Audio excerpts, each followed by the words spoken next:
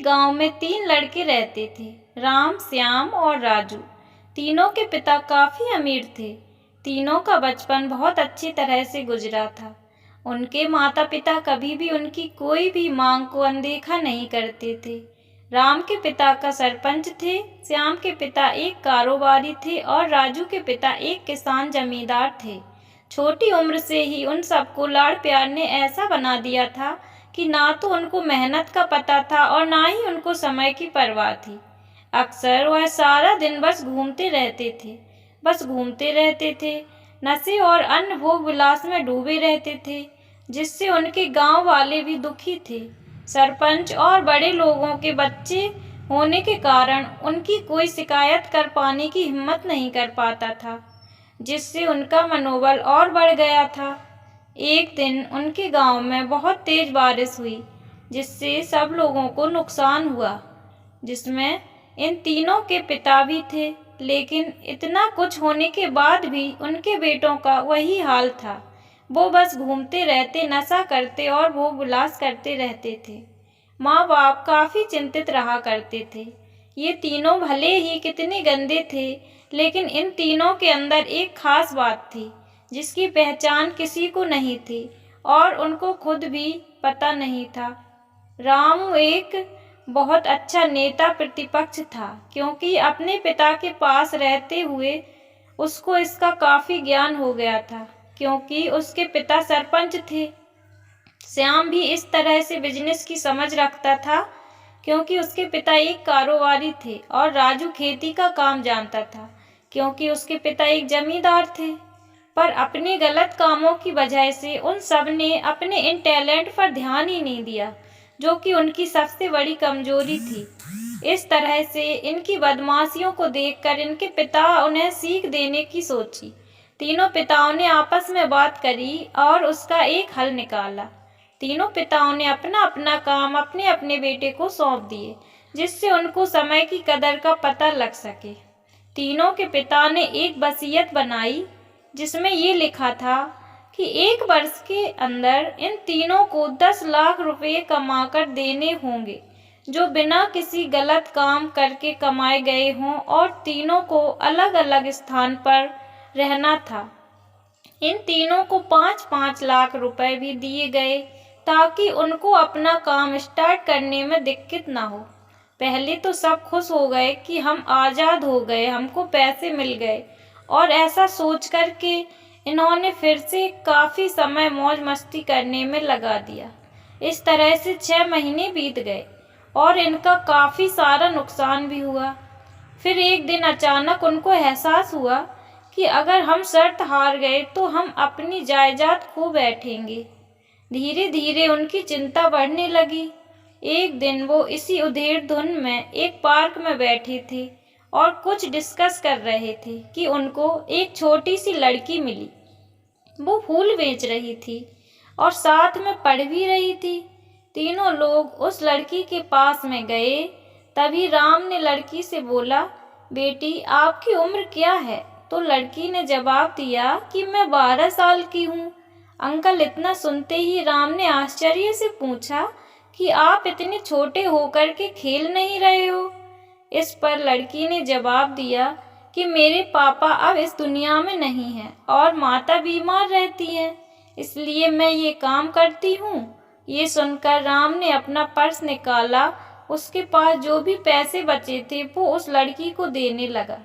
उसके बाद लड़की ने बोला, अंकल आप भी फूल ले लो, मुझे बहुत खुशी होगी, क्योंकि मैं अगर आपसे फ्री में पैसे ले लूँगी तो फिर मेरा पढ़ाई में मन नहीं लगेगा, मैं कामचोर बन जाऊंगी, क्योंकि यही समय है जिस समय मैं अपना भविष्य लिख सकती हूँ। राम ने उस लड़की से सारे फूल ले लिए और तीनों घर लौट आए।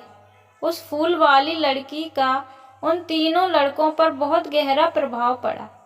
रात भर उन तीनों ने उस बच्ची के बारे में सोचते रहे और उन्हें एहसास हुआ कि वो तीनों कितने गलत थे। तीनों ही दोस्तों को एहसास हुआ कि आज भी उनके पास 6 महीने का समय है अपने पिता के दिए गए काम को पूरा करने का और भविष्य बनाने का। इसी दौरान सबने सोचा कि अगर बचे हुए समय का सही उपयोग करें तो अभी भी बहुत कुछ किया जा सकता है। इस तरह बाकी दोस्तों ने भी सोचा और दूसरे समय में आकर काम तलाशने लगे। पर उनकी शर्त में एक शर्त ये भी थी कि उनको जो भी काम करना है वो अपनी पहचान बताए बिना करेंगे, जिससे ये साफ था कि उनको काम नहीं मिला। और जब काम नहीं मिला तो उन्होंने सोच लिया अब तो अगर कुछ भी करेंगे तो अपने गांव में जाकर ही काम करेंगे। भले ही उनके पिता कुछ भी सोचें, लेकिन फिर भी अपने गांव में जाएंगे और अपने गांव में कुछ नए काम करेंगे। भले ही उनको अपने पिता की वसीयत ना मिले, तीनों लड़के अपने गांव में फिर से आए और अपने अपने पिताओं से जाकर के मिले और उन्होंने अपने अनुभव के बारे में बताया और बोले कि वो आगे से ऐसी गलती नहीं करेंगे और वो उन्हें माफ़ कर दें। लेकिन पिता तो शर्त पर ही अड़े थे।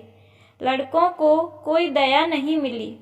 तीनों को फिर से बहुत दुख हुआ कि तीनों को अपनी गलती का एहसास होने के बाद भी उनके पिता उनका सपोर्ट नहीं कर रहे हैं और फिर से वो रात भर सोचते रहे कि अब क्या किया जाए। तीनों ने मिलकर एक स्कीम निकाली। राम अपने मित्रों के साथ में मिलकर लोगों की प्रॉब्लम को सुलझाने लगा, जिससे उसको गांव की समस्याओं का ज्ञान हुआ।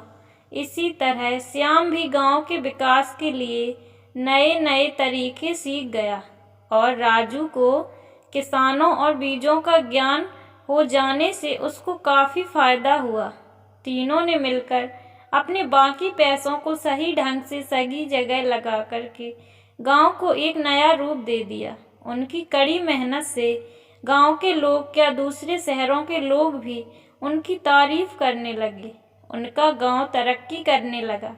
नई तकनीकों के कारण हर वर्ग के लोगों से उनका जुड़ाव होने लगा और एक समय आने के बाद उनके पिताओं ने भी उनको माफ़ कर दिया।